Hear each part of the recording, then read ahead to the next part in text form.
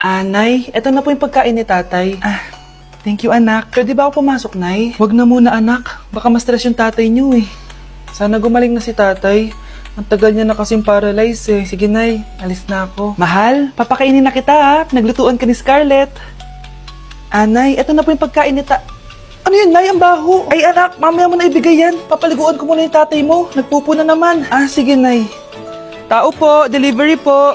Ano po yun? Kay Susan po, importante daw po to. Si nanay. Ako na lang po magbibigay sa kanya. Nay, may nagpapabigay po nito sa inyo. Binasa mo ba to, anak? Hindi po, Nay. Wag na wag mo tong babasahin, ha? Sige po, Nay. Mamamalengke lang ako na uulamin natin, ha? Ikaw muna magbantay ng bahay. Ano yun? Bakit sobrang baho naman? Saan nanggagaling yun? Dito sa kwarto nila nanay. Tay, nagpupo ka na naman, no? Yung envelope to, Death certificate? Hindi naman patay si tatay,